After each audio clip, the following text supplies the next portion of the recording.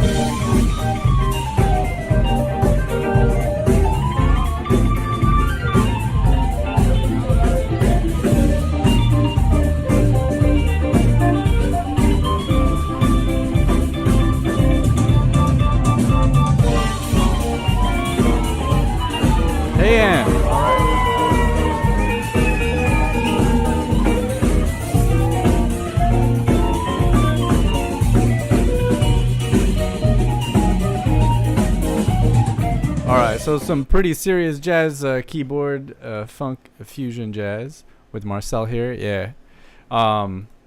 Welcome everybody to the stream. It's been a couple weeks that I took off. I'm here finally, and we got a lot of stuff to cover. I was hoping to find videos. I'm going to talk about the ATG festival. I found photos, so I can show you photos. I don't think the videos are posted yet, or if they are posted, I can't find them. So let's see. How was that? Was on Accordions Worldwide. Here. So on today's live stream, I'm going to talk about the ATG festival and share my experience and my highlights. I had a good time, and I definitely feel very inspired and motivated coming out of there. Let's see.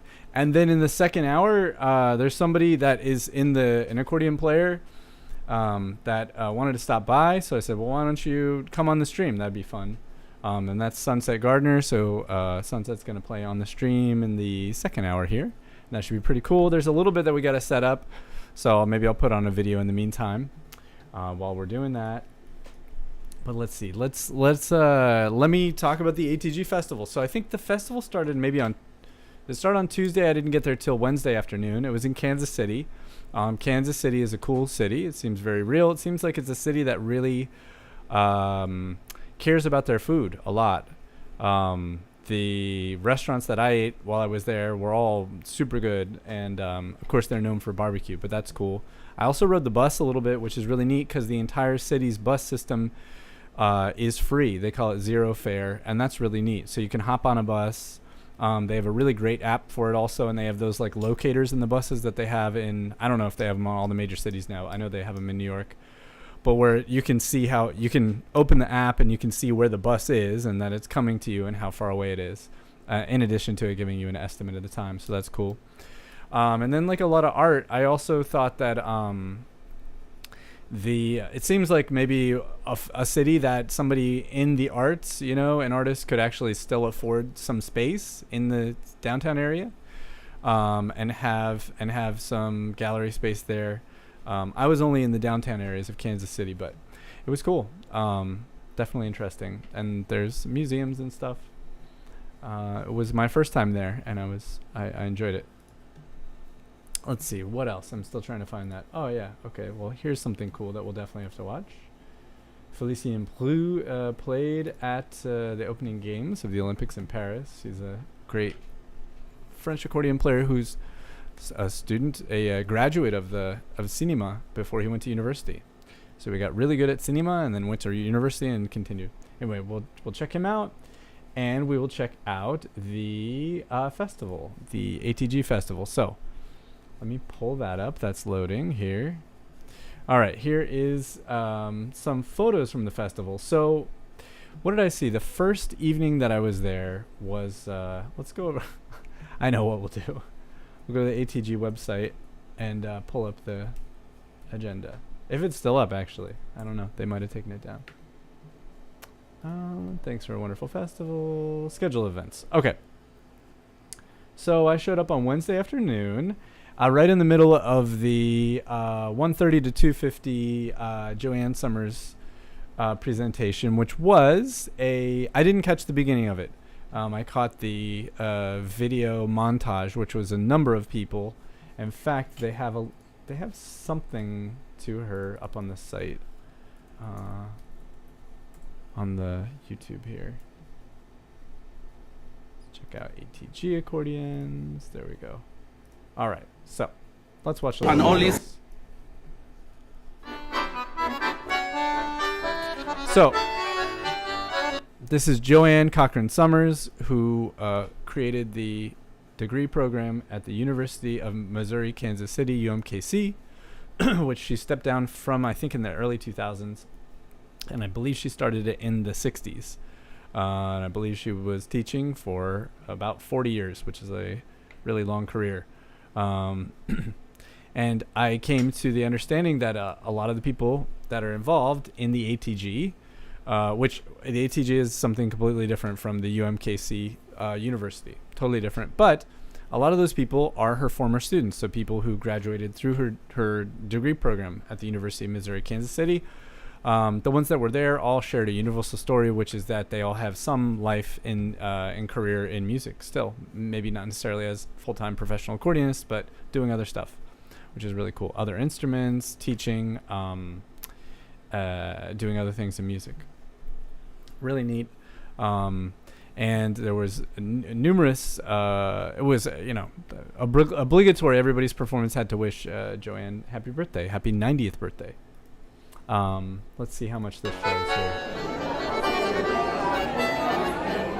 Okay, so this is a little video that's interviewing people. What was their favorite part of the week? We won't watch that because you're going to hear what my favorite part of the week was. But you can find this on the ATG. I'll subscribe to them on their YouTube channel. Let me get that in there. Let's see. One moment. Try to make things work here. Not that.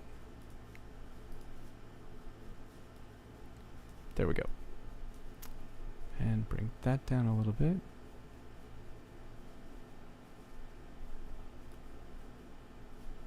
There we go. Okay. So I get to the hotel. I check in. And what's going on is the middle of this event. That is for people to celebrate Joanne Cochran Summers and all of her work that she's done. Like I said, I got there about halfway through it. So I caught the video montage that was recordings, and there was a beautiful interspersed segments of it. Looked like Michael Bridge either composed or improvised variations on Happy Birthday for her on his free bass accordion. That was cool. And there were people that I knew and some people I don't know that wished her happy birthday, including Frederick Leaps, who's like the most famous, I think,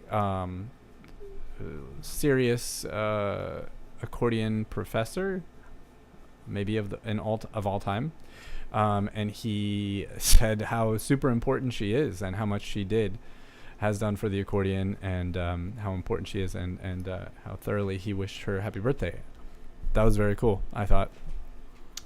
And I'm new to the whole world, the world of the ATG and of Joanne Cochran Summers, so I'm learning everything. That was really neat. And then after that was Michael Bridges' workshop. I'm not going to talk about everything that I did, but this at least orients me. This gets my mind thinking here. Let's see, let's share this. So after that was Michael Bridges' workshop on digital accordion stuff.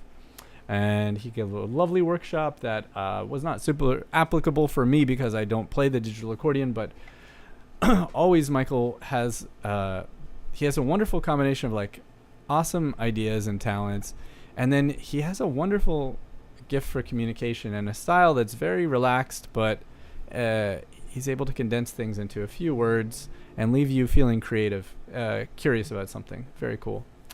And then after that was a movie called The World of Accordions, curated by Helmy Harrington, and that's about the Harrington Museum of Music, I guess, in Duluth, right, Wisconsin, across from Superior, and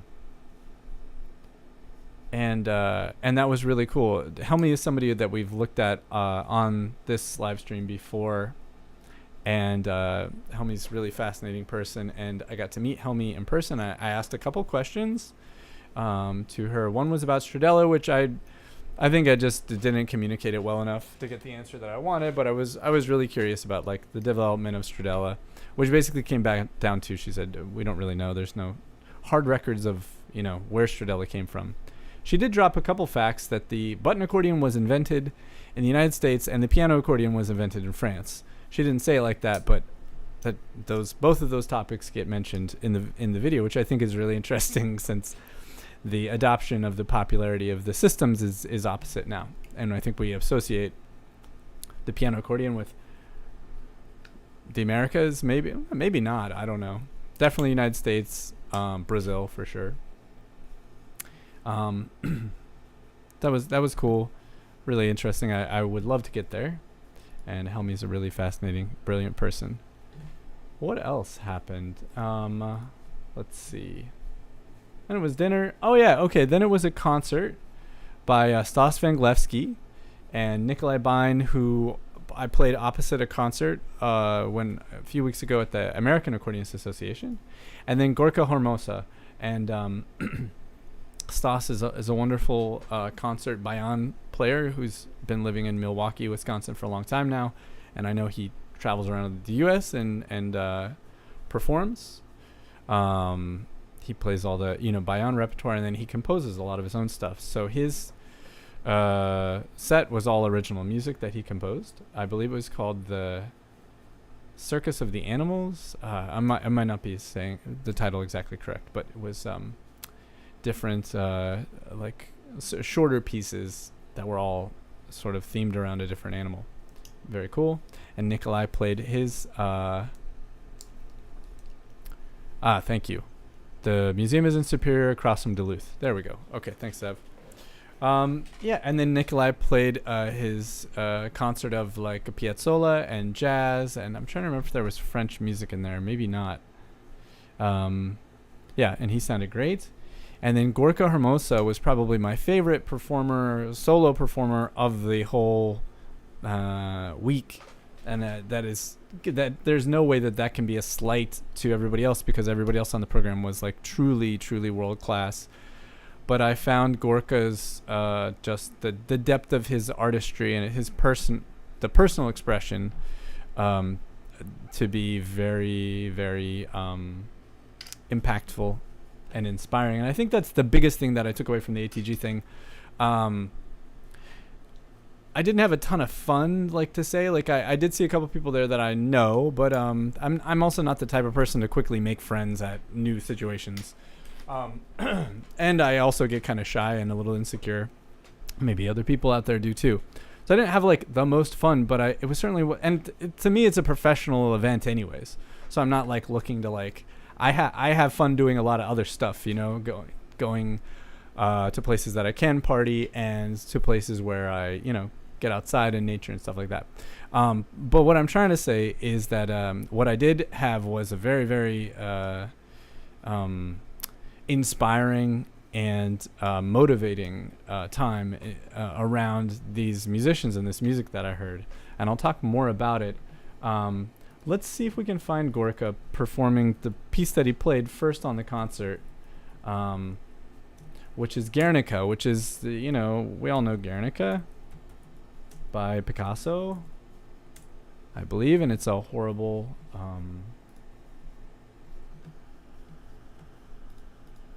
Guernica from the Spanish Civil War, an event that happened. It's a horrible atrocity. This is a great piece of art. Anyway, Gorka is a composition that he wrote about Guernica. And here we go. He wrote it, I guess, when he was 17, which is even more impressive. 5 minutes, 47 seconds. It's contemporary music. So just so you know, it's going to be...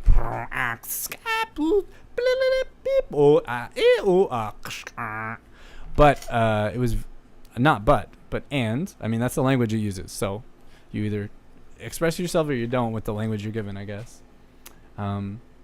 Anyway, here we go.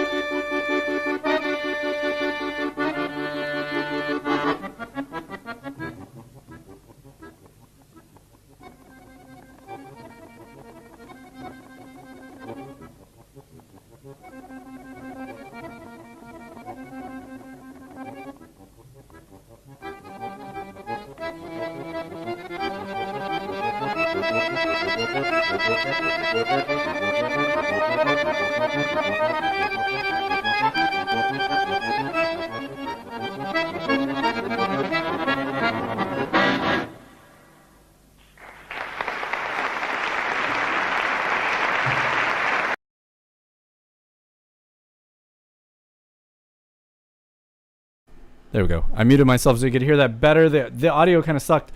Gorka has a ton more charisma on stage now than he did then. It's also a different kind of deal. But here's this.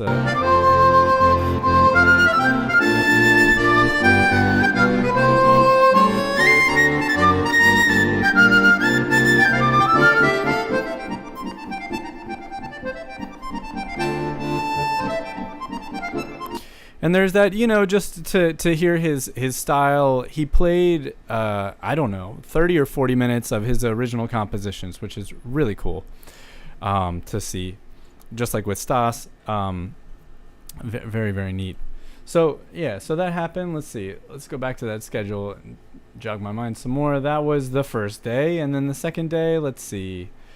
I did not catch the competitions or the workshop. It was suggested by the outgoing president of the ATG, Marianne Cavone, that I take part in the festival orchestra. What's the festival orchestra? Well, this festival orchestra is it's a whole bunch of accordion players getting together. The music goes out months ahead of time, and you work on it and play along with these videos, and then you get together a few times and rehearse, and then you perform. And the performance of the festival orchestra was the last part of the festival. It was the second half of the Saturday night concert, which is the last concert.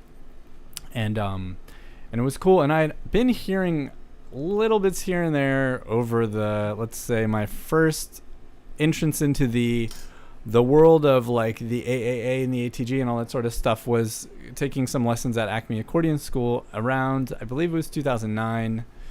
I believe was the year that I started taking some lessons there. I studied for, 6 months or a year, and then I kind of stopped and then went back now and then, which is great. I got a wonderful foundation. And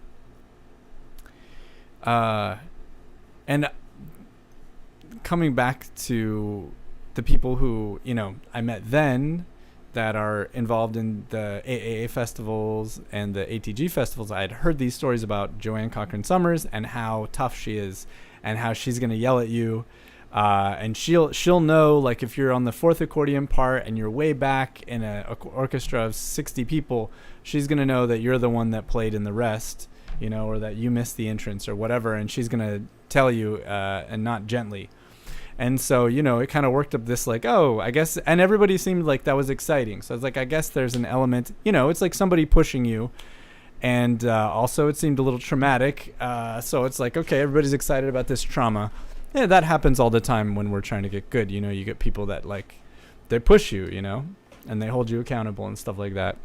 Anyways, I wrote Joanne an email saying thank you, and I jokingly said, the only thing that I missed was not getting to be the victim of her correction, that I had famously heard about from multiple people over the years, even when I was there, So she you gotta speak loudly and clearly to communicate to that many people and keep stuff from dilly-dallying, people noodling, all that kind of stuff. But I experienced none of that. So maybe it was just a very mellow year.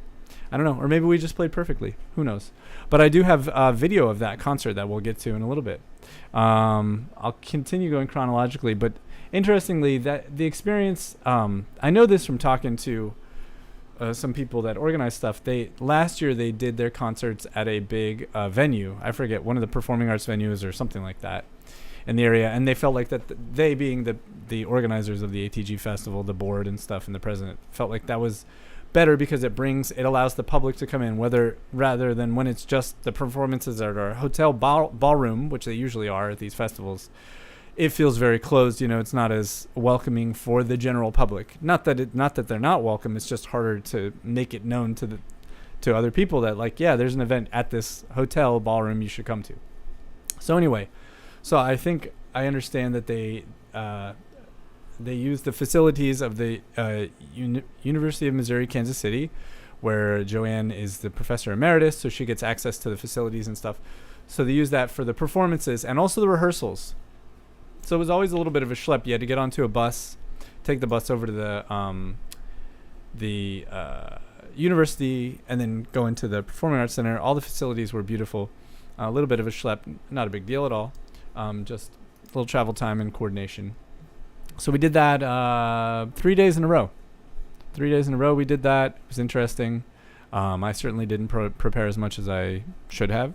And for me, it requires a lot of preparation. I did that gig filling in Fiddler on the Roof in Yiddish, which was hard work for me.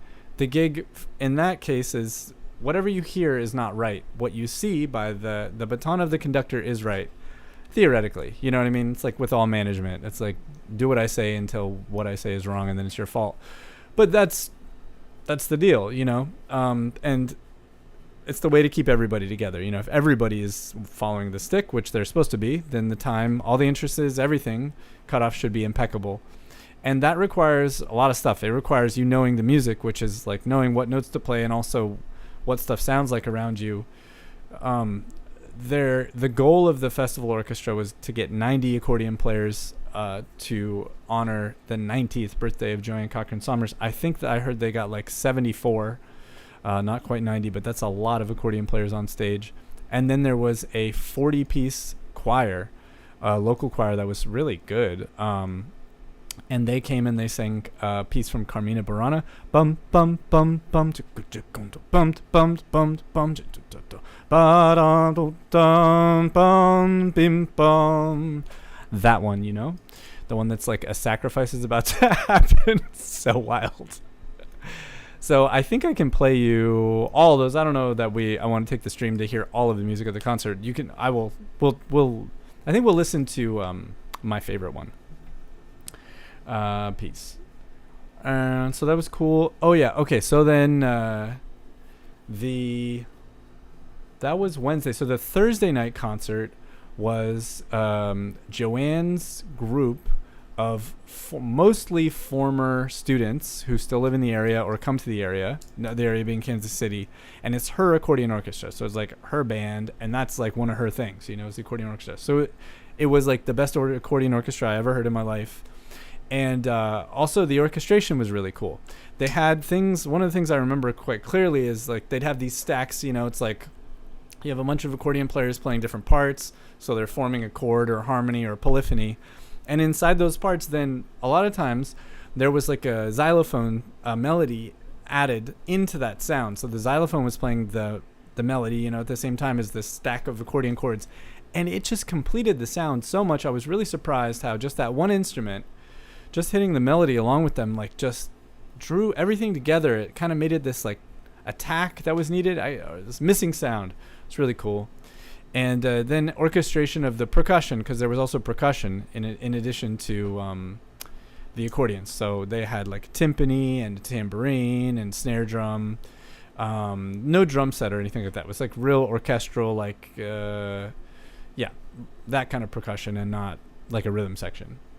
That was really cool to hear. The president of Scandali Accordion is named Mirko Paterini, and he was there as a concert soloist. And he played on the second set of that Thursday night concert, all Piazzolla music with a 5-piece string quartet. So you had 2 violins, viola, cello, and then an upright bass. And that was great to hear that stuff live. I mean, the arrangements were so good. He played really great. And so he was playing the part of the bandoneon of Piazzolla, and then you had the string quintet. And I don't know. I assume people have video of this up. I wonder if I could find that. Let's see. Mirko Paterini. And then ATG, maybe? I don't know. We'll see. Even if I can't, I wonder if I could find, let's see, Piazzolla.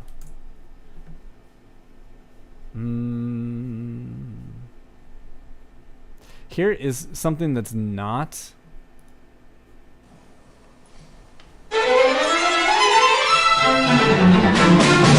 Okay, so this is like with a camerata or something. Let's see this trace. We'll just to give you a little taste of it.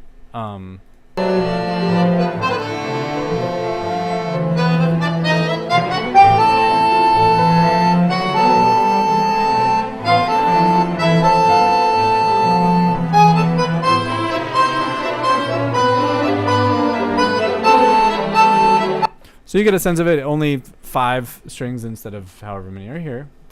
That was cool. Friday was more rehearsing, and I performed one piece on the. There was a concert in the late afternoon, like 3 o'clock or something like that, and it was to be a concert of music originally composed for the accordion, and I played a bandoneon piece.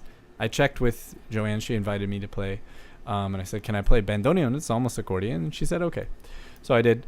And that was cool, and I heard some other stuff. I heard, Zev, you'll like this, I heard somebody played Shades of Velvet, which was really cool, and I played better than I played it when I played it back at the Acme Accordion School.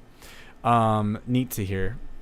Also, that was the person that performed right before me, and that ends in the key of E major, and my song is in the key of E major, and they're both kind of similar, so poor programming, but who would know? Only me. What else happened on this? I'm just looking back here at the schedule. Let's see. Gordon Cole from San Diego performed on the a banquet concert for that night, and then there was another concert with the Gorka Hermosa, and Michael Bridge ended up playing. He was supposed to play duo with a clarinet player, but he said the clarinet player had some visa issues getting into the U.S., so it was just solo, and Michael performed his solo concert and played us a lot of his expressive creative usages of the Roland digital accordion, where he has programmed all of these orchestrations to change. It's words cannot describe it, but check it out. It's quite impressive. And let's see. And then that Friday evening, Grayson Macefield played. Grayson is from, I believe he's from Australia. I hope he's not from New Zealand. I think he's from Australia. I should know this. Let's find out. Let's not get this wrong. Educate yourself, man. Let's see. He is from New Zealand. Okay, I'm glad that I figured that out. Grayson's from New Zealand. And so he performed with a Kansas City-based group that seems to specialize in, I'm not sure, tango music or the world of music around tango. So it was guitar, violin, bass, and piano. That's right. Yeah. And they did all Piazzolla music as well.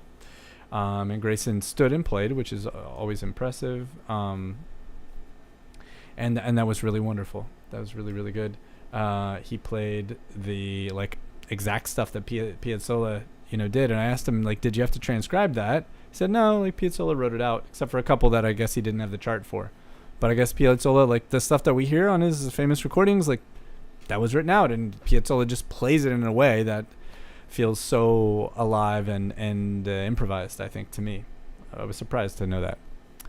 The following day I did my Teach Talk thing, which is why I was at the ATG festival anyways, because a couple of years ago I had started to take in the offerings of the ATG. They do every other Wednesday. The ATG does a online video educational event for their membership that's free if you're a member. And I was checking out some of those, and they were really cool. And then I went to the professional development event in December of probably 2021. No, maybe 2022. Yeah, that sounds right. And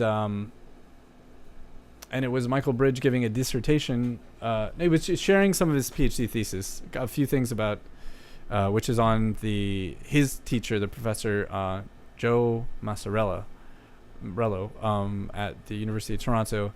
And it was really fascinating, and it was really heady but really cool, and similar to the Jacques and Natalie stuff, and different, and happening right in our backyard, and somebody that I have met before and communicated with. So I was like, this is so cool.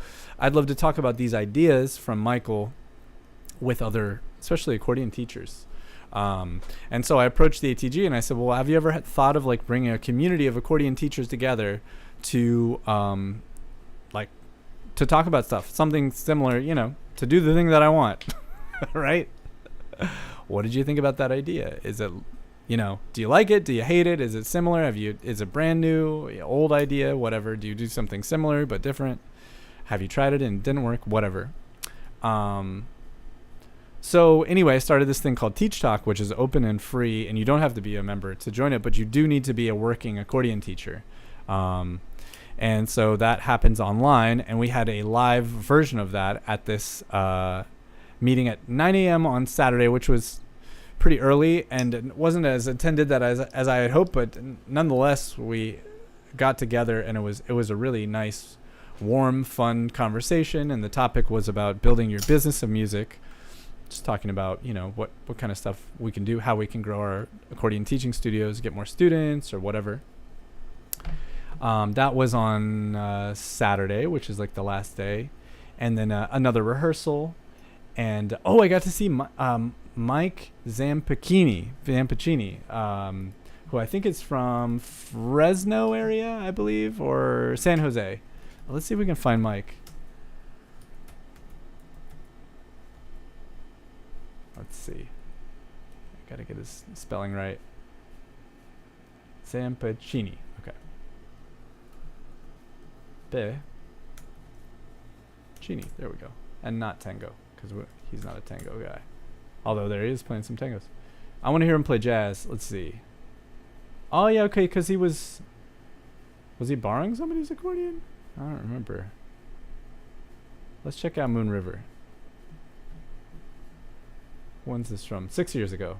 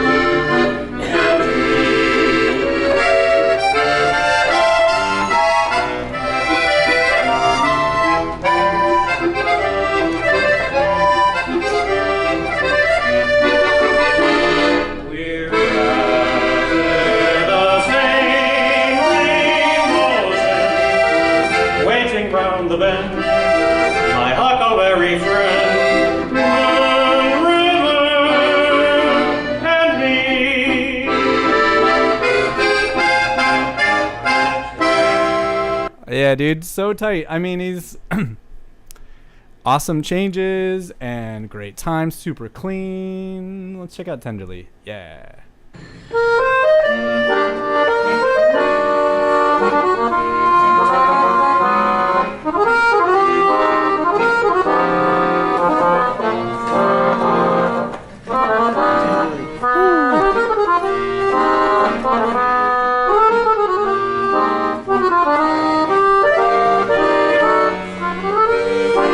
Well, that was really fun. I enjoyed.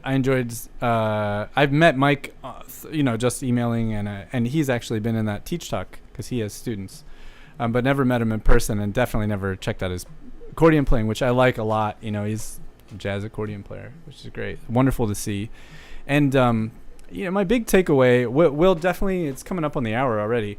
My big takeaway is just how powerful it is to get in front of accordionists that play really great and that you enjoy, but especially that play really, really well.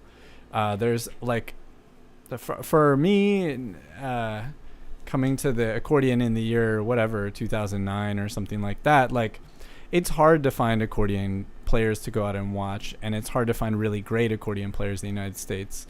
Not slighting anybody, I wouldn't say I'm not a world-class accordion player, to the degree that these people on the stage at ATG are. By any means, I do my thing,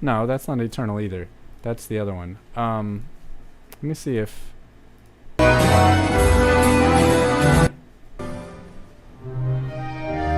No.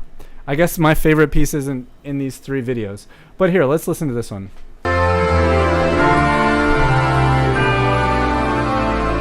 This one has the choir also.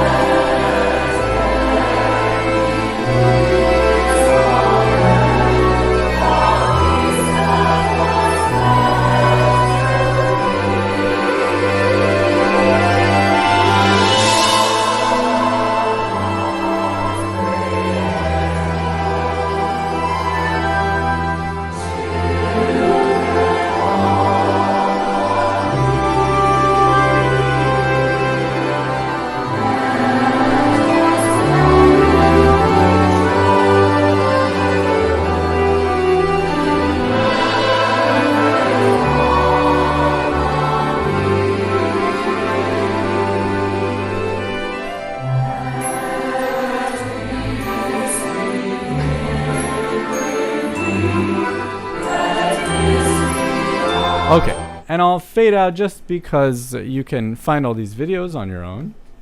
Am I still muted? No. No, I'm not muted. Okay, yeah. So, really lovely and definitely cool. Definitely really cool. And that was the festival. So it was cool, and then I left on Sunday, came back to Pennsylvania. Yeah, the accordion festival season. Next year it'll be, I guess they'll both be in July again, the AAA festival. I'm not sure where it's going to be this year. And then the ATG festival, also not sure. I think they said maybe back to Chicago. I don't know. It'd be interesting. I'm knowing more and more people in Chicago, and I actually know somebody I might be able to stay with in Chicago, so that's pretty cool. Save some money there. Because the prices do add up on all this stuff. I can sort of count it as a tax write-off, right, for my business, but it's still spending a bunch of money. Very worth it, very cool, and to be around all those like world-class accordionists, and to get a sense of the 40 years as a professor, and then the fame that Joanne had before that, professor, in the sort of more glory days of the accordion world. Very, very, very interesting. I'm positive, if my life was transported to the Midwest, I would already have known, the ATG and everybody in there. But just being out here in the Northeast, in Pennsylvania and New Jersey and New York, for the last 20 years, that's the organization that I know, So it's very neat. Cool. All right, that is the first half of our program today. And the second half, Sunset is downstairs. And so I think I got to get him up here and set up the amp and that sort of stuff. So in the meantime, let's see. In the meantime,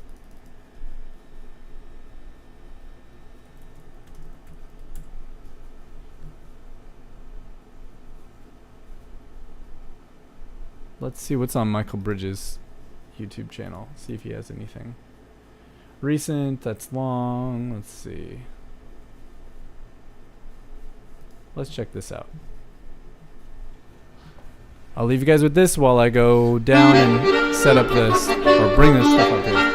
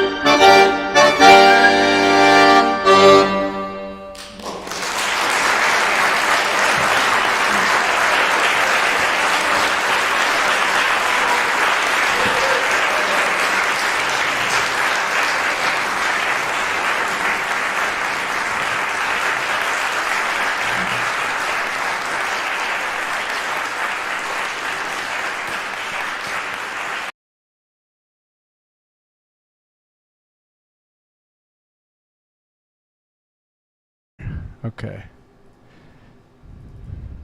There. Is it coming in now? Oh, yeah, now it's coming in. All right. It seems pretty loud, actually. Let me turn that down. Can you guys hear? Bertie Wooster, can you let me know if you can hear? Very cool. All right, now's a good time to go into the chat. So, we got Bayrex, El Pianolero, is watching. Bertie can hear. All right, we got the second SM58. I always confuse them. Going on over here while Sunset's setting up. Bayrex El Pianolero is saying that Marianne Cavone is their teacher. That's so cool. And Marianne is the outgoing president of the ATG and also an accordion teacher. And then Zev says he'd love to hear that performance of Shades of Velvet. Zev, if I had the link, I'd send it to you, my friend. Your guess is as good as mine. I don't know. I keep hearing, that, it's all going to be up online, but then I can never find it. So when we do find it. Hey, BGR. Hope you're doing good. We're just waiting over here for Sunset to get set up. And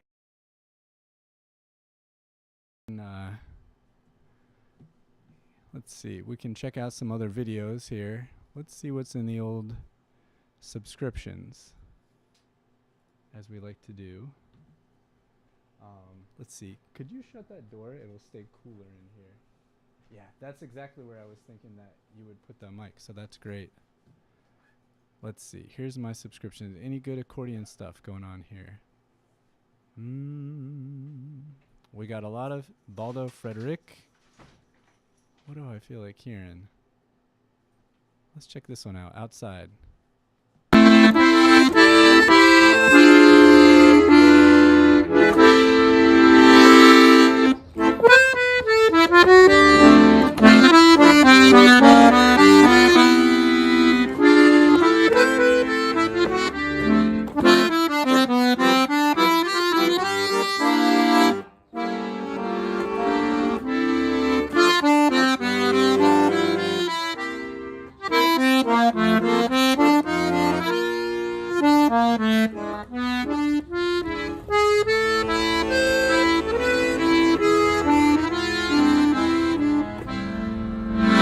E essa sanfona aqui pode ser sua.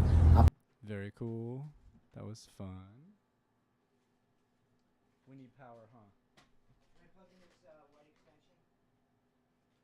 Is it 3-pronged? Let's see. No, probably not. So let's see. Maybe just we might have to move that, or do I have a long cord? My other one is 2.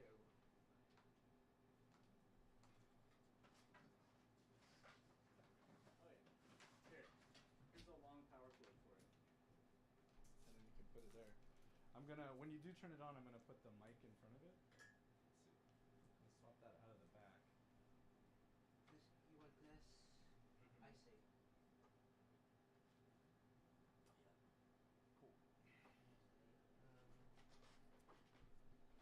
All right.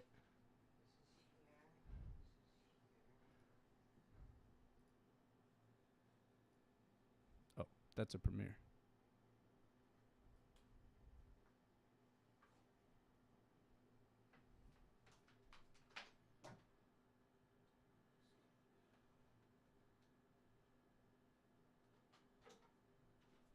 Well, here I can share a couple other things too. So yesterday I subbed in a Zydeco band here in town at the Music Fest that's happening, and that's pretty cool. I had not a whole lot of time to get ready for it, and I don't play really hardly any Zydeco. So I listened to it, on the stream here and then in my life, but as far as shedding it, so that was cool. It ended up being a band that does, at least the set that we did was mostly pop tunes. So C'est la vie, say the old folks, just goes to show you never can tell. It was a teenage wedding and the old folks wished them well. Do-da-do-da, do-da-do-da. That old Chuck Berry tune that's in Pulp Fiction, that was one of the ones we did. Let's see, we did Mama's Got a Squeeze Box as kind of a Zydeco influence tune. We did I Got a Woman by Ray Charles as a Zydeco influence tune, and a few others. And it was cool. Definitely a nice 30-minute set. I was able to walk there from my house, which took about 20 minutes, but with the big heavy accordion on in the summer. It's a schlep. Remind me of living in New Orleans. And then before that, I was part of this, what's called the pickup band over in Princeton for a contra dance, and I've never done that, and that was really fun. There's a bunch of musicians, I think mostly amateur musicians, and then a guy named Doug who organizes it for a dance that happens in Princeton, contra dance. And he sent out the materials, and you just show up, and he had a bunch of books printed, but I had them on an iPad too, and just sight read them. Everybody's playing together, and it went really good. There was no complete disasters. I think a lot of people have played that music quite a bit. And, you got good talent, and it's really fun. So this is the first time I'd started doing some dancing and some contra dances that happen here. In the town that I live in, there are contra dances every other week, I think. And they're pretty well attended. And but I had never played for one. I know a bunch of people who do, but accordionists especially. And so that was really cool to do that, and that kind of it's nice, definitely nice to play in that sort of situation. Okay, Ian says my volume is quite low. Is it still quite low? Because what happened is I changed my microphone. Let's see if any of that helps. Nope, we don't want that coming out of there. Over here, there. And there. I don't know. Does that help any? Volume is better now. Thanks, Driftleston. All the different group performances. Yeah. I hope you're doing good, Driftleston. Okay, it's better now. That's good. All right.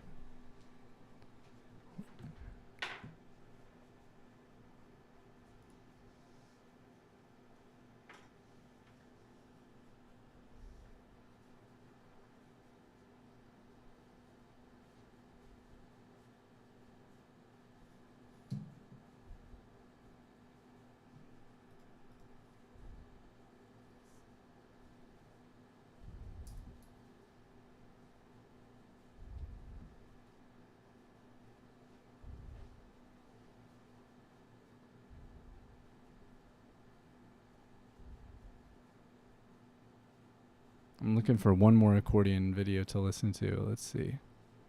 There's a few. Oh, I know what we'll do. We'll check out Felicien Brute at the Olympics. So I only know this because of the Accordion Worldwide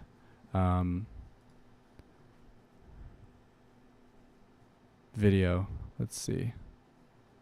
Olympics? Well, I don't see a video of it. So we'll watch. This is really just a photo montage with, I hope, Felicien's music behind it. This is as good as we have. Check this out. Sunset.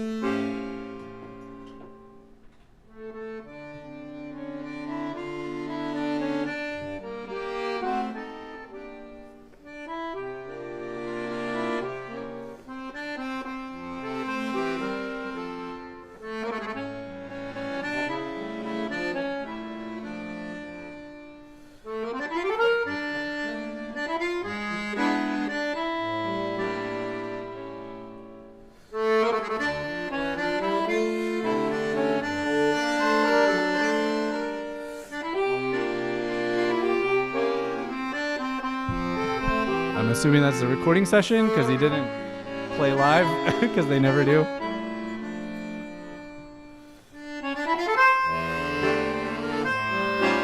Cool. I'll cut this short. Get into space. Yeah. It can do. Yeah. Thanks a million for this crazy Friday evening. Coming closer and here now is better. It's time to enjoy the Athletes Show.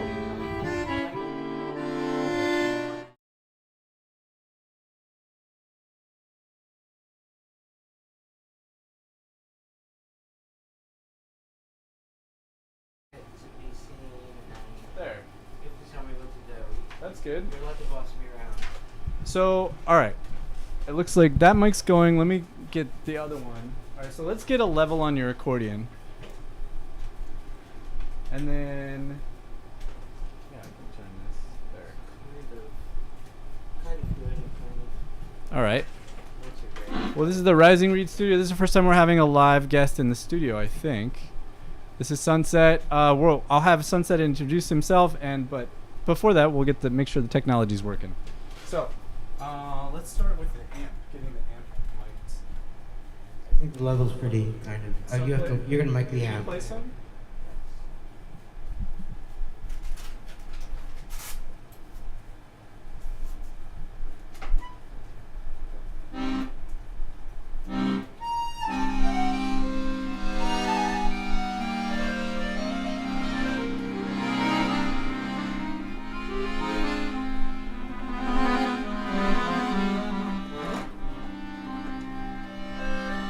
I think that's good. Yeah.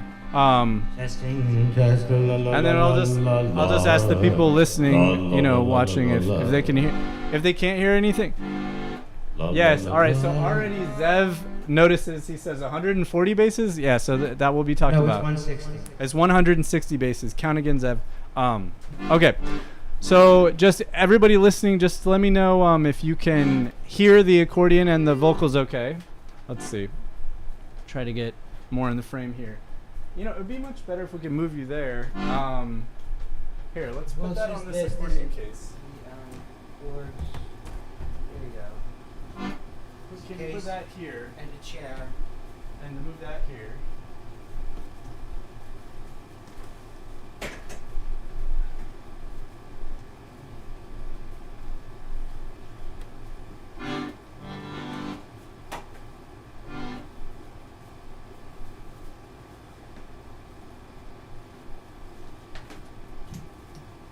Do you think that'll work? Make it work. Yeah, that's better. Sure. This is pointing the right way. Let's see. That's towards the back.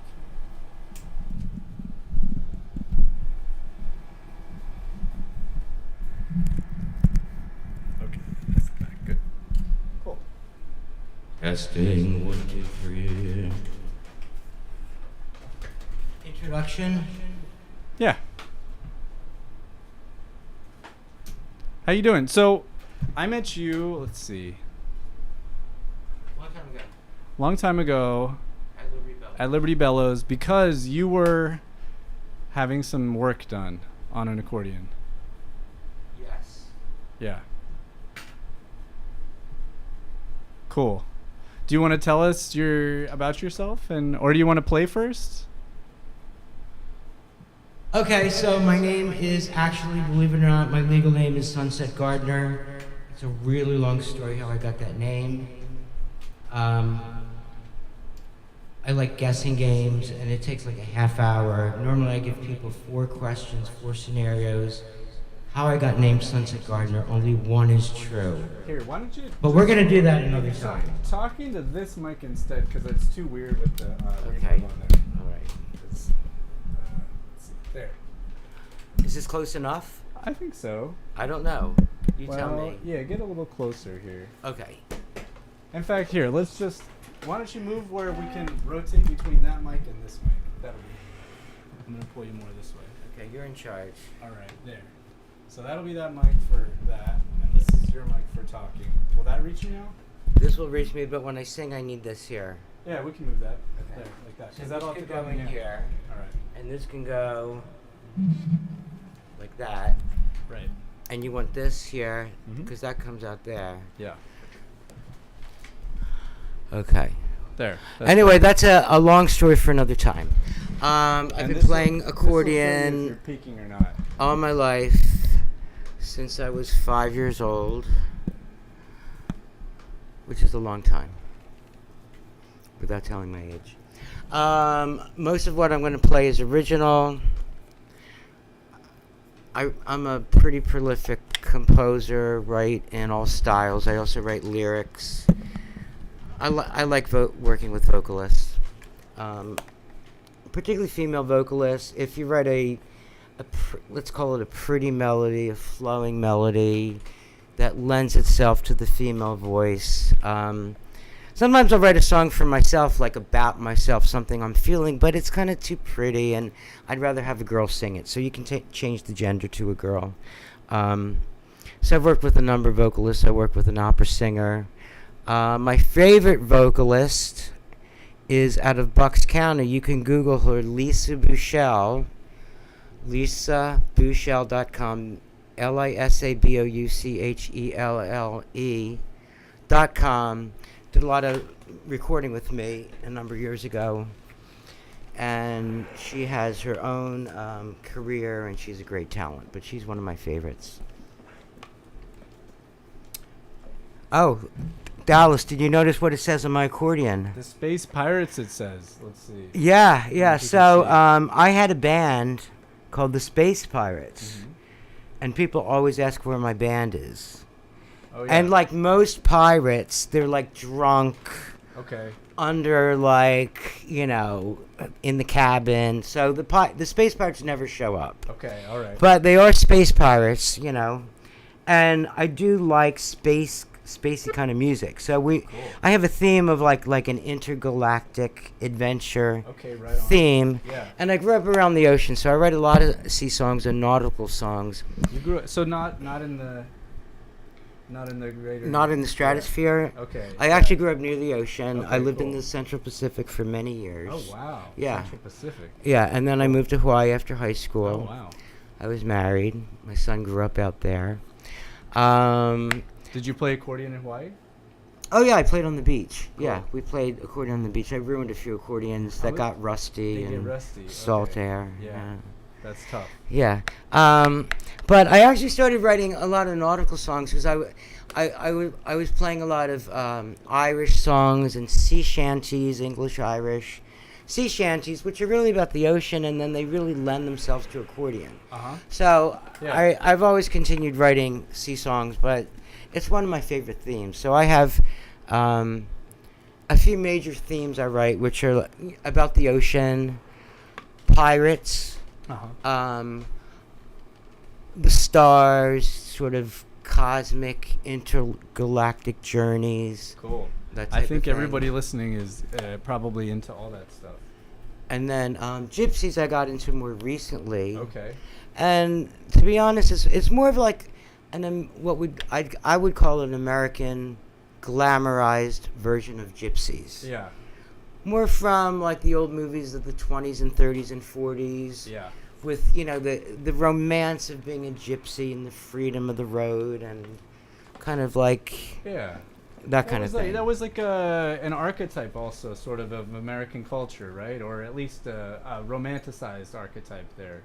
Right, and even the Liszt and Chopin took old gypsy melodies Yeah. and made them into like Hungarian rhapsodies of sorts. Okay. Yeah. It's cool. So those are the major themes I do. I think I'm going to play for now. That sounds great. I don't know if I'll sing or try to sing. So let's move this one Okay. over to the amp. So we've got we got Sunset's vocals coming through the amp for some reverb. Let's try to get you more in the frame here. There. So I'm going to apologize ahead of time for all the mistakes I'm going to make.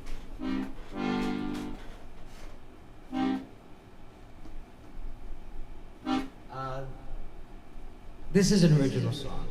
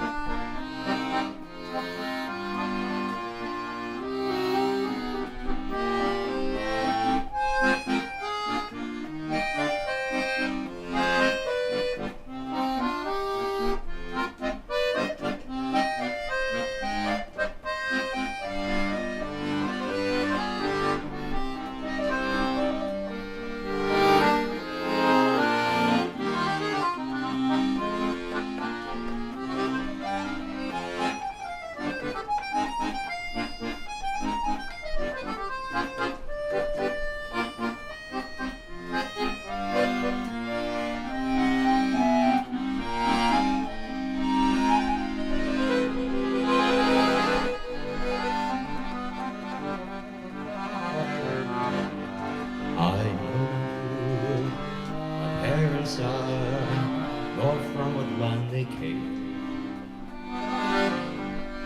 For I was found by the gypsies, who danced in the thunder, wind and rain, wind and rain.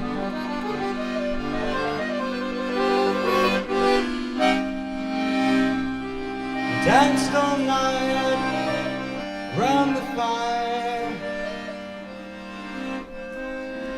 till the early dawn.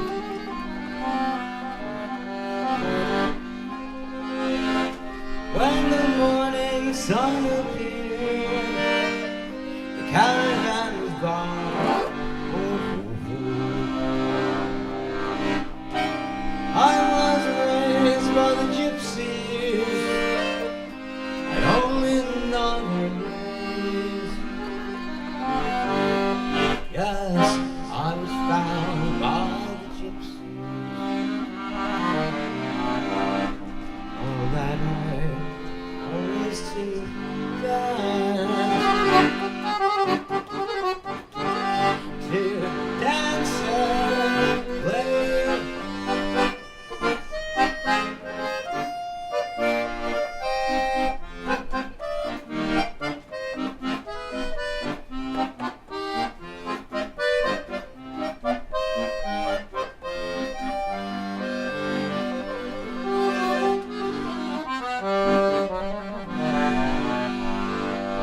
Gypsies taught me everything, their secret ways of old.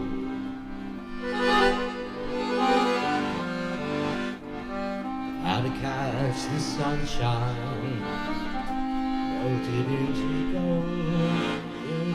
gold.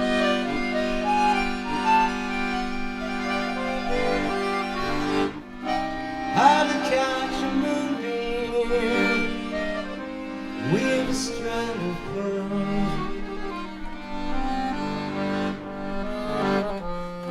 enough to charm a princess. All of those dark eyes, those dark eyes, gypsy girl.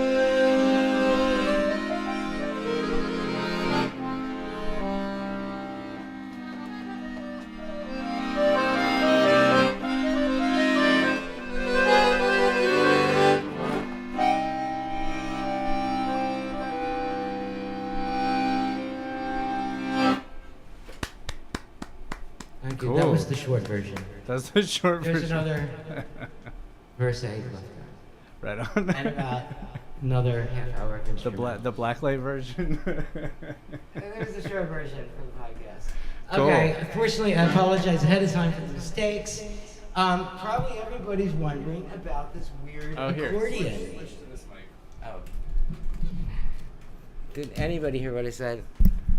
All right, so probably Dallas. Can you? I understand what we did wrong. Let me fix this. So this needs to be on your right side, and then can you come right there? All right, and this is gonna be on your right. It's side. like musical chairs. Oops. Okay. I broke this. Oh, okay. I broke it.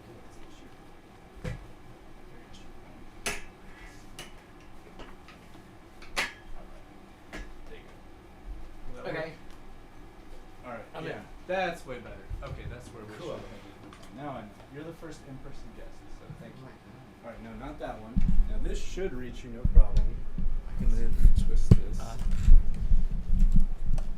That's the back. Okay, there. Can you get even closer? Sure. There. All right. Perfect. Okay. You want this All right. here? Yeah, so How about like? you're gonna that? talk about your cool accordion that has.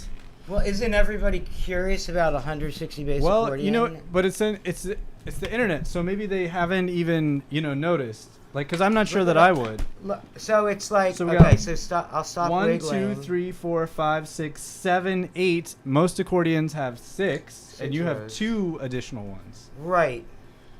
So I bought this accordion maybe 5 years ago from this guy down in Texas. I think he passed away. God bless him, Nick Ballerini. He had Yeah, it. he did. I was following. I was looking on eBay for weird accordions or something, a good deal on something, and I was actually looking for 140 bass, which typically has the extra minor third row. So, for example, here's my C, my counter bass row. If you're looking for a really convenient minor third, easily accessible, this is my minor third row. It's an E flat. Here's C, E, the counter bass, E flat. So you've got a really easy to reach minor third row right there. This whole row. I forget. So it's like a counter bass. Yeah, well, it's a minor third row. I mean, right. Some more European accordions you'll see 140 bass, and they're typically a minor third row. Okay. So instead of reaching your E flat, where am I? I'm gonna draw it out so everybody can have a Got visual here. lost. Your E flat is down here. Here's your C. I mean, for me, it's not hard to reach an E flat. But if you're like way up here and need it, of course, E flat is here, opposite B, or next to B. But anyway, it's right there. I'm not sure if I knew what the 8th row was, but it was a really good deal. I think he said it was an augmented row. So I'd heard of I have actually an old 1930s accordion made by Italia America. I think a Chicago company, Midwest, started back in the 20s or 30s. And actually I have an old one from the 30s that has 140 bass. Sorry. Diminished, dominant 7, minor, major. That's all the same, right? The bottom 6 are the same? Yeah, towards the And then E. strap. This is all the same. So the bottom 6 are all the same, and then where it starts getting different, you got the E flat on top of that, and then what's up here? What's the top one? That is an augmented chord row. Oh, it's so it's C, E, G sharp. Exactly. Oh, This is an augmented chord row. wow. And if you know anything about chord structures, honestly, I dropped out of college and didn't finish theory. But Dallas, I believe, knows I dropped more out about. of college, but I know a lot about theory. Okay, so Dallas knows more theory than me, probably, and he's probably more precise. So if you talk to accordion players who have good theory, they will tell you that the accordion chords, you can do all kinds of tricks combining chords. Like you'll see me do like C here with an E minor and all that stuff. But you cannot get an augmented chord. Right, that's the from one you what can't. I Yeah. understand. No So way this to get has an augmented chord row, which is here. Okay, and here it is. Here's your C. Here's your major. it. Yeah. And it sounds kind of harsh when you just play it alone. Yeah. It's not really that pleasant, but when you use it correctly, it is really, really sweet. So I'm just going to backtrack. So I actually collect old accordion books. I have some books from the 1920s or 30s, and I think one of the, what was that guy's name? I don't know if it was Pedro Darrow's brother or cousin or Guido? it might have been Guido, okay? And I have one of his course manuals, and in his course book, he actually says, if you have 120 bass, use this page, but if you have 140 bass with an augmented row, Oh, he talks about it. use this page. So it was actually a more, I'm not going to say common feature, but when accordions were being designed in the 1920s, they were trying to include the augmented chord row because it was a crucial chord.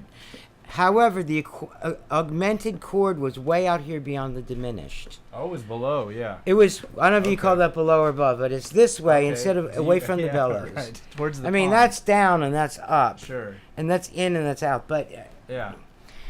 anyway, it was out here beyond the Past the diminished. past the diminished Okay, row yeah. here. here, the augmented chord row, which is, and I actually have an old Italian America with that, but it's you know Really? like, yeah, but it's That's like cool. unplayable because it's like a rack, you know how they are. Yeah. So, super but it has an augmented chord row out here. So, anyway, this accordion is actually, if I took off the Space Pirate sticker or plate, this is an Excelsior, and it's actually a prototype. Nobody knows anything about it. There's no serial number. Somebody looked it up for me and said it's made in the early 1950s, and it was probably made as a prototype or something. I got really lucky. It's nice. It has a high B. And the other feature is it's a double bassoon. That's cool. And when I got it, Is I it didn't tone chamber? know. There's no tone chamber. It just sounds super mellow. That's Okay. cool. So it's four reeds. Yeah, it's LLMM. LLMM, and they're Cool. tuned kind of dry, so it's kind of like jazzy kind of thing. Oh yeah. Sounds great. Right. And I Kinda use sounds exclusively like the a pan accordion. I think they, That dry well, you know what? buzz. It's the speaking of pans. I could turn So that off. I'm just gonna say this: Dallas has an overhead ceiling fan, but the remote I control? tune pianos professionally by ear, and I tell everybody to turn off their ceiling fan because it creates a tremolo in the Oh air. yeah, that's true. Yeah, it'll create Yeah. a tremolo and movement.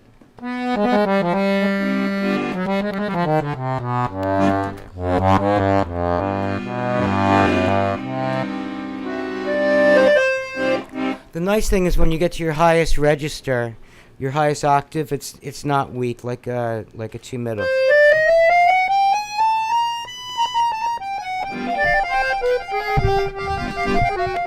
Let me read you some of the comments we got. So, Birdie Wooster said that was awesome, love it. Annan said that was great, and then let's see, Pro Bill says hi. Who I can't see your name, but just want to share the love. People cool. are enjoying your music. Cool. Okay. All right. So we're on the augmented row subject for now. So it took me a while to learn how to use it because I had never used augmented, you know, and so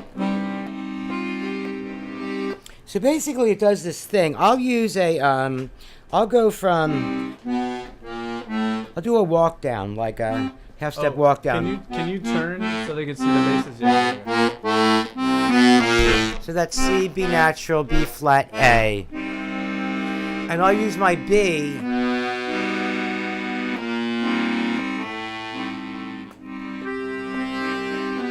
So what happens is,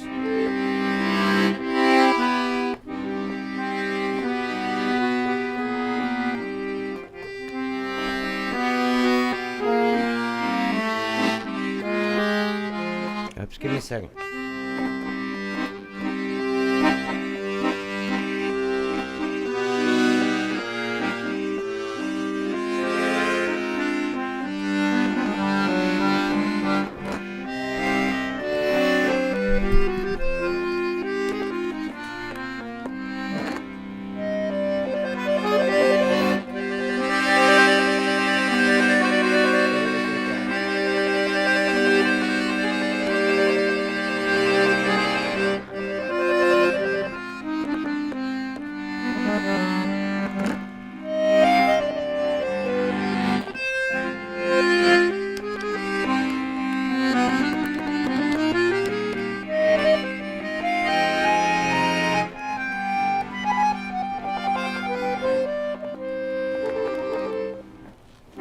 So it's real nice with walk down. So I'll use it from a B. Let me just see how that works. So what happens if you do a G? Let me just see. Okay, so if you're in C minor, I'm playing a lot of minor. So if you're in C minor, you've got two major thirds. So I'm playing the G augmented here. Which if you went like, you're changing one note and you've got the G augmented.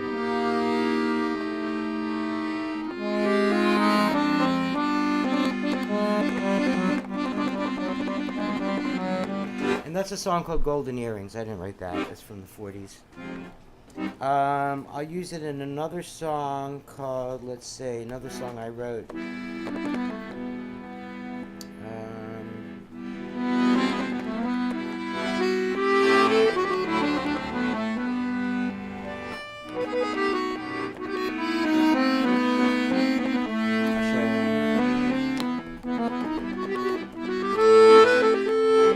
Right here, on a tape. Real smooth. So D, half step up to a G chord.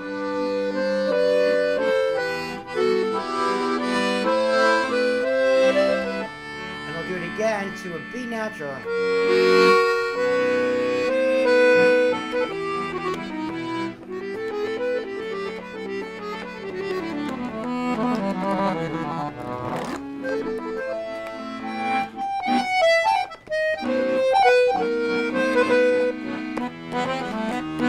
I could do it there.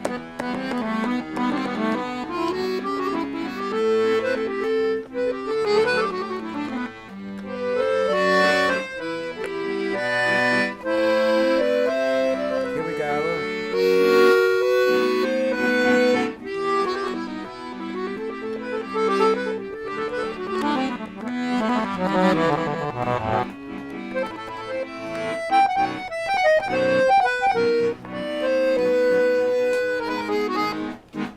Very cool. So it gives a lot of like real smoothness if you know how to use it, when to use it, to certain chord changes and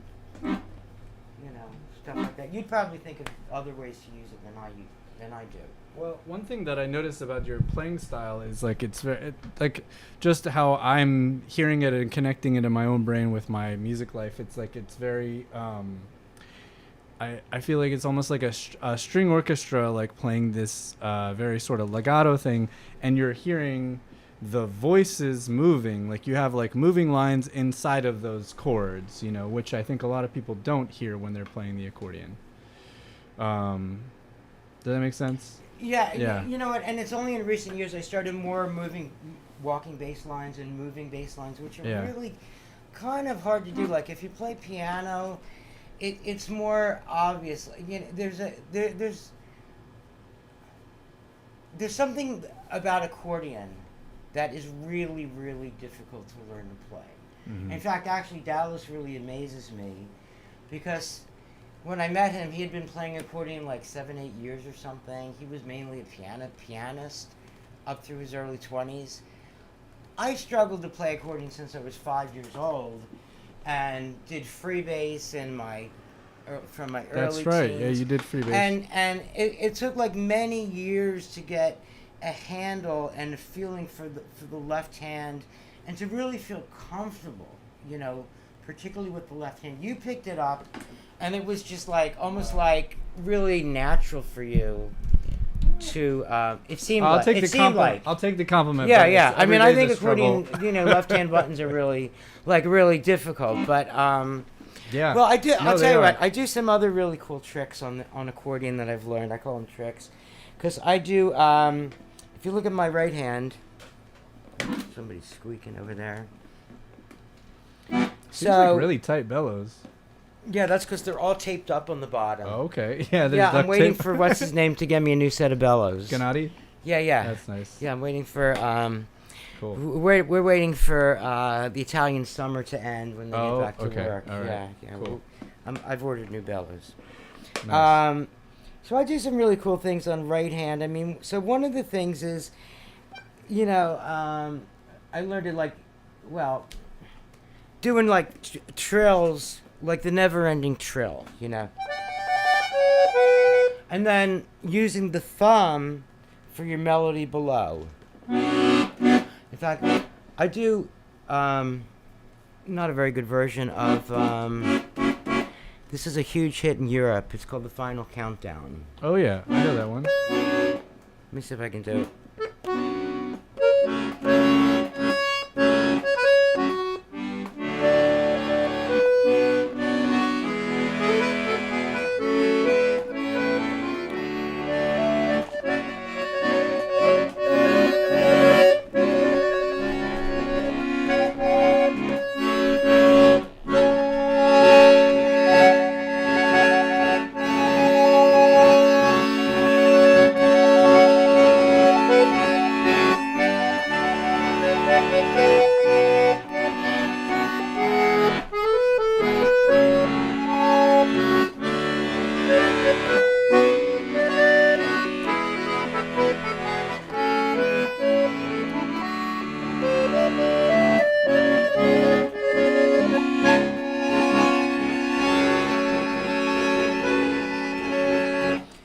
That's a bad example. But anyway, yeah, you can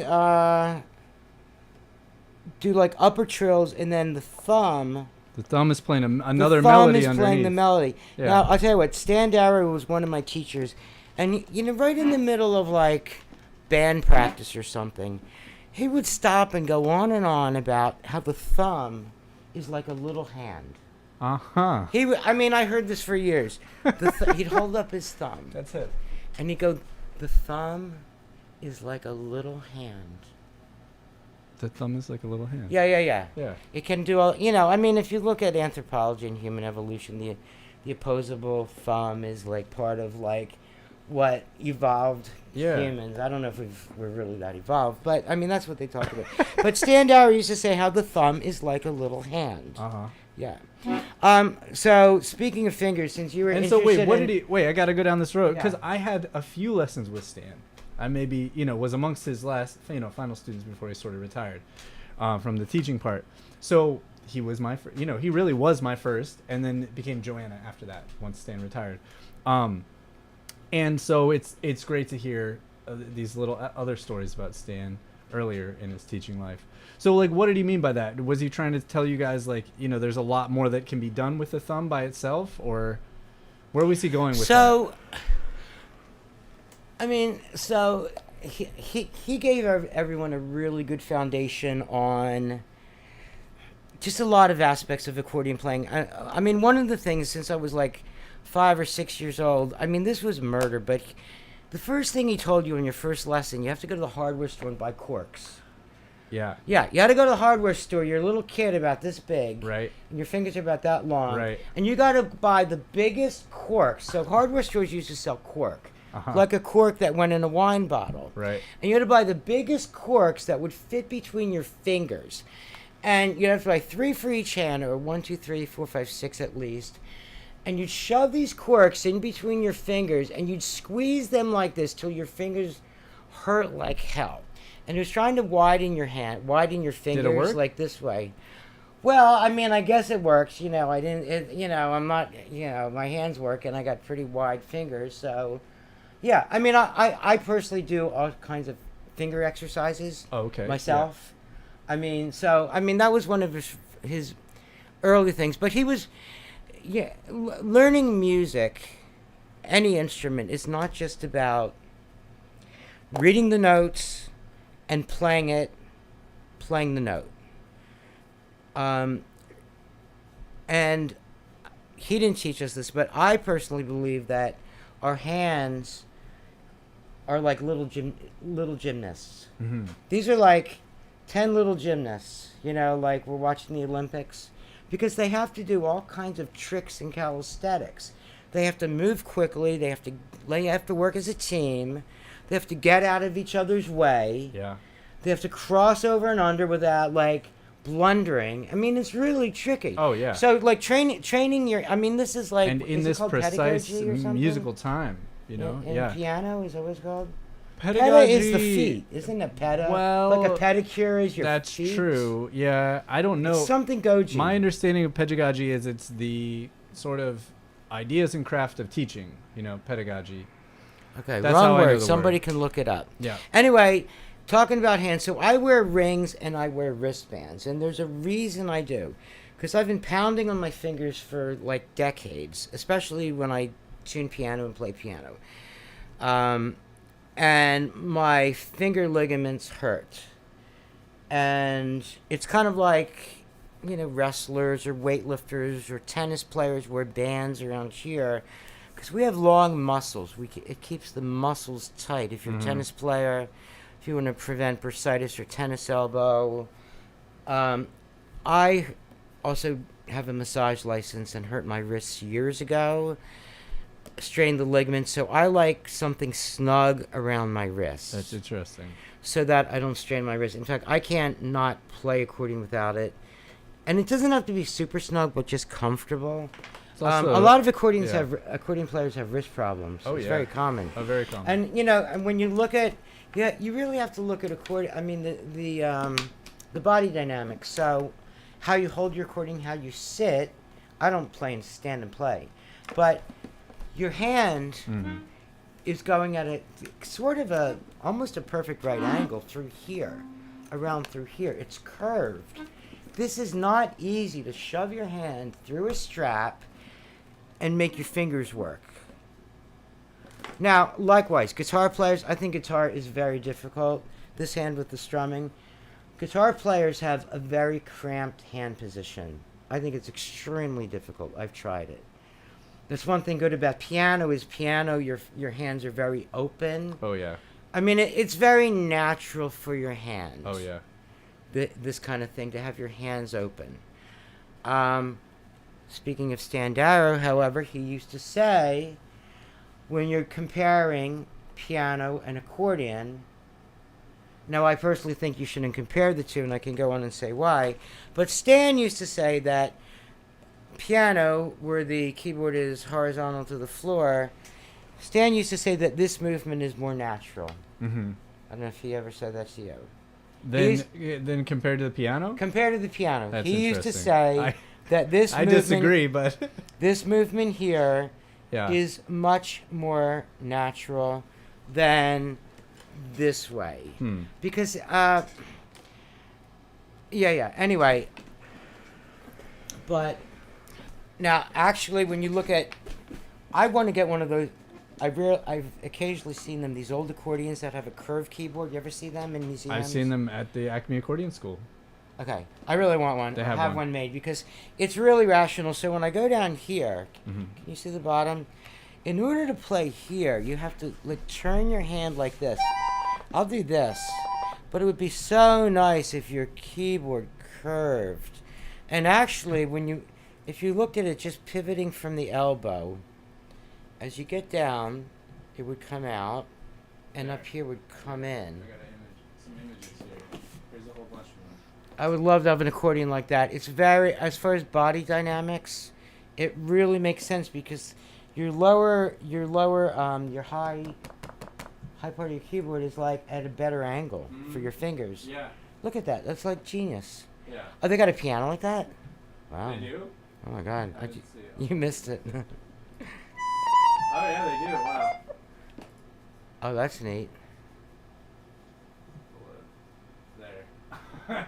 Wow. Well, because it totally follows the movement because we move with joints. We move with our joints. That's what I say when I tell people, especially about playing down here towards your lap, right? Because if I pick up something on my lap, like this piece of paper, I don't do what I would do on the accordion, which is go like this and pick up the paper. But that's what you have to do on the accordion. I would like drop my hand down, or this is the way our joints move. We swing stuff, It doesn't feel like that because we're thinking about the end point. Well, from me to here is there, but that's not the shape that your arm took. And so, anyways, I'm with you. So this is our 5-minute warning. So Dallas and I were talking not long ago I was talking about the concept that musical instruments, how they're built today, is really based on a lot of it is tradition. So sometime back in like the 1920s or 30s, it's honestly more expensive to build an accordion keyboard that's curved. I mean, that is, as far as engineering and woodworking and bending metal, that is like technically very, very difficult. It's much easier to have a completely straight keyboard than build a curved one, okay? And so, the demand wasn't there, and so they stopped building one unless it was a specialty order. And the same became true with the augmented row in the accordion. So, accordion was... Accordion is a difficult instrument to learn, honestly. Some people learn it more quickly, but the average person didn't know what an augmented chord was and didn't really use it unless you were very advanced and very particular with, your chord changes or your voicing or whatever. Oh, yeah. And so the augmented row fell by the wayside. And the same is true with pianos, even Steinway pianos. They have some design features that really don't make sense as a technician. My son works on clarinets. He's even buffet clarinets. And, they actually, like, the most expensive, like, symphonic level buffet clarinets meant for symphony orchestras.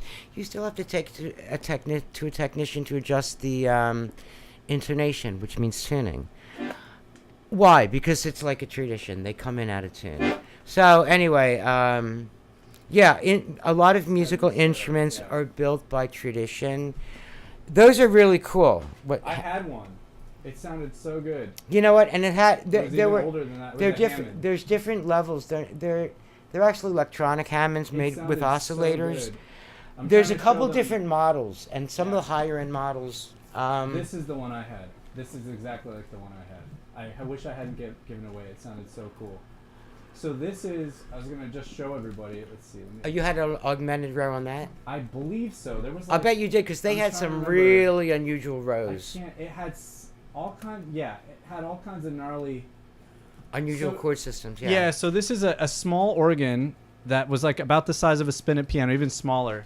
That has the accordion instead of in your left hand you're supposed to play these buttons like you would an accordion player would play. And I had one for a while, and I had a lounge band called the Charlatans, and it was a lot of fun. Anyways, and that has more than just the same chords that the accordion has. It has more. I can't remember them, but anyway. All right, back to you. So anyway, well, another one of our conversations has been that Dallas said when he met me at Liberty Bellows, I was trying to have an accordion designed with my contralto reed block, which is this one. It's your main low reed block. So your chords are formed by the contralto, which basically goes from F sharp to F sharp. This is middle C, F sharp to an F natural, and then if you use the alto block, it's here to here, and then the soprano block is an octave higher.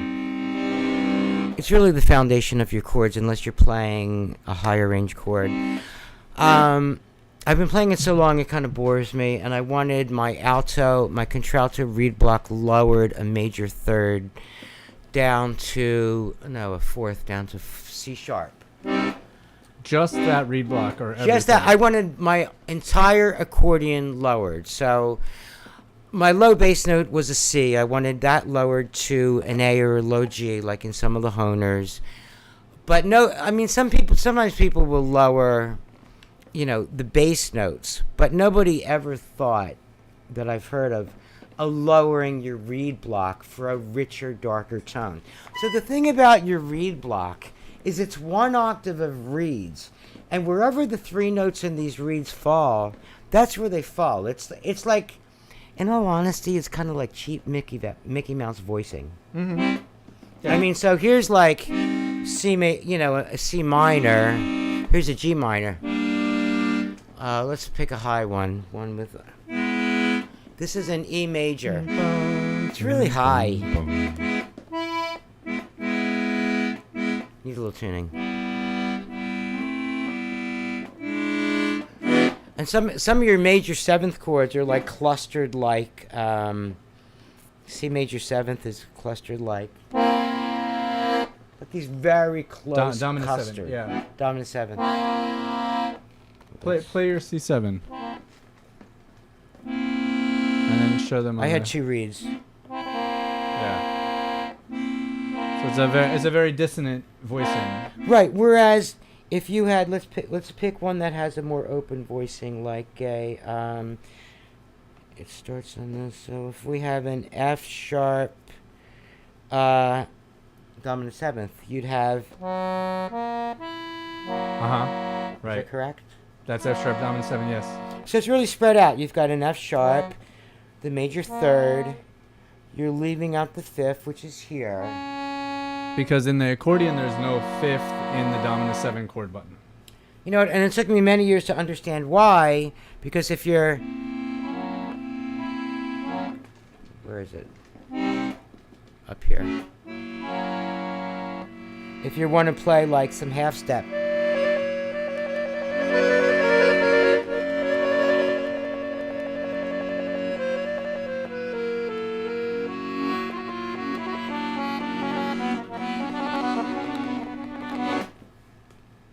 it allows space for your melody on the fifth to not clash On the fifth, right? with the fifth in the chord over here. Yeah. So it's like an open fifth. Right. I always assumed it was also to just thin out the sound, since there's so many overtones and the voicings are always so close that it would just be so, like playing any close voicing with like your master switch on. It's gonna be like so noisy. Was what I Perhaps. that's the story I already made up in my head. Yeah. And then I only recently learned to use the diminished chords. Yeah. Yo, so check this out. Do you know that the French play a system of stradella that is, it's C, E, and G sharp as the top three bass notes, and then it's major, minor, and then, like in the key of C, it's an E diminished triad. So it's E, G, B flat, which is the third, the fifth, and the seventh of a C7. So if you're trying to play a C7, and that's where their diminished button is for the French. So you get a rootless C7 chord, but it's also a true diminished chord because it actually has a flatted fifth. So if you wanted an E diminished, you would play E counterbass and the C7 chords button, which I think is really cool theory-wise. Isn't that the same as I've got over here? Because if I play my G diminished, Yeah. so here's my this is my C row, C7. It definitely has the same notes as the E diminished, yes. It's the same notes as the E diminished. Yes. Now I don't understand honestly the relationship of diminished chords are to me really confusing. Like there's different kinds and bridged off different whatever scales or something, or like I said, I dropped out of college. Yeah. After a year. But your E diminished would be. I just think of diminished chords as a dominant 7 chord without the root. Because a lot of times the diminished is going the same place the dominant 7 chord would. So for example, an E diminished is probably a lot of the time going to go to an F. Just the same way a C7 would go to an F. And they share 3 of the same notes. So an E diminished has the E, G, and the B flat. And the C7 has those 3 plus a C. Right, it's just missing a C. Yeah. And they both, because they have the same notes, they both resolve to some sort of F chord. Could be F major or F minor. Well, I think of the C diminished as being placed one row up and over. I see. So in other words, here's your C row, here's your C diminished. Right. But this diminished is up right here in the G row. So sometimes when I'm playing stuff with a C7, I'll just do this for a little bit of an effect. Okay. So you're going back and forth between the Just for C7 some chord movement. button and the G diminished chord button. Yeah, I've got a C7 here Yeah. and a G diminished Yeah. chord button. I don't know if it's really C. I don't know why they call it a C diminished chord button. It's not Because diminished, it's yeah. I don't know. It's a minor 6 chord. Yeah. Because the one note that music theory would tell you is the diminished note. The diminished fifth is not in that chord on the accordion. So I have to it's really a think minor about 6. it, and I can't absorb it that quickly. Yeah. But I believe what you said Thank you. because you dropped out of college after me. Did you drop out of college? I did. Yeah. So you spent more years in college than I did. Maybe. So you got a little better theory, even though. Yeah. There are people who I've known some jazz guys who don't even talk about diminished and this and that. They go all by numbers. You ever meet guys? It's all about the numbers. They're doing math, and you got to be like a numerologist, or I think you're right. a mathematician. No, numerologist. A numerologist. Definitely. Which is Or our you next play, week metaphysical discussion. I think you want to play jazz more like a numerologist than like a mathematician, I would say. You know what I mean? Perhaps. Sunset, we're over time here. I usually stop at 5, so it's 5:08. Do you want to leave us with a tune? Okay, I'll leave you with a tune. All right, you know what? So I think I'll play this one. So this is a song I wrote. It's actually like a Western swing. Okay. And I mean, sometimes I write country songs. Generally, if I write lyrics that are like really goofy, it's a country song. Okay, like, no offense to country music, but one of my friend Lisa Bouchel, the vocalist, we were talking, she grew up listening to old-fashioned country when country was country from the 50s. Her parents listened to that. And we were talking about Western music, that there really was Western music. Right. Back in the, like, Gene Autry and Roy Rogers days. And actually, you know, there's been some accordion in Western bands, in Western music. There was a guy last year at the convention. I didn't meet him. But anyway, this is a Western swing song. Oh, and it also has... we call it. It's got a train rhythm. It's supposed to have a train rhythm. So if you know, like the old swing stuff, like Chattanooga Choo Choo and all that stuff. Yeah. Yeah, Chattanooga Choo Choo. So a lot of the big bands of the 30s and 40s and so forth, they were always like riding on trains. So they did like horn parts where they were imitating trains. You know, you can hear it in their recordings. You know, it had that some of the rhythms and the train whistle sound. So, let's see how it's good.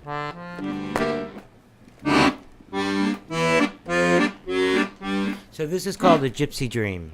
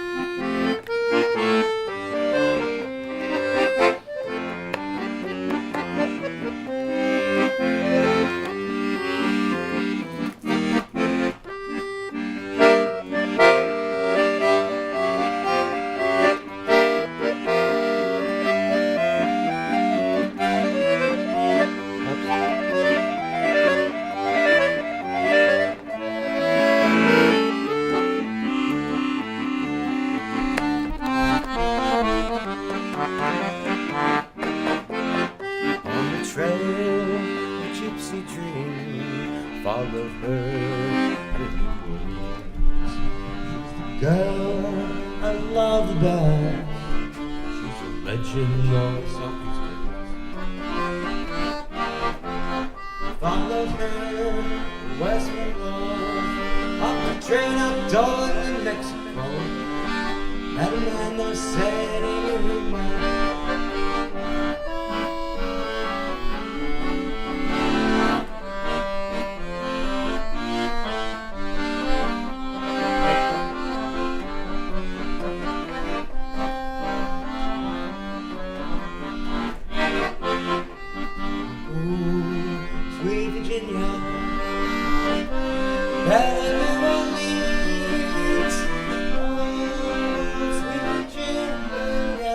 I think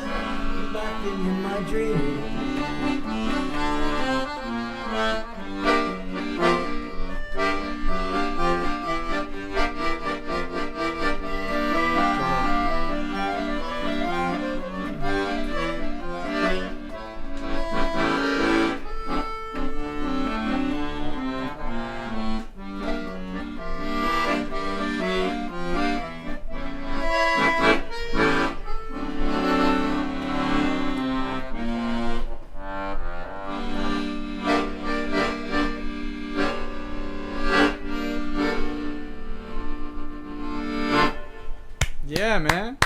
All right. Another short version. Beautiful. That was fun. All right. Well, I'm gonna say goodbye to everybody then. Cool. That was awesome. Thanks so much for being on the stream, Sunset. And I see that if you look out the windows, you can see the storm is coming in. Dark clouds. Dark clouds for sure. Thanks everybody for checking out the stream. I'll see you all next Tuesday, same time. Be great.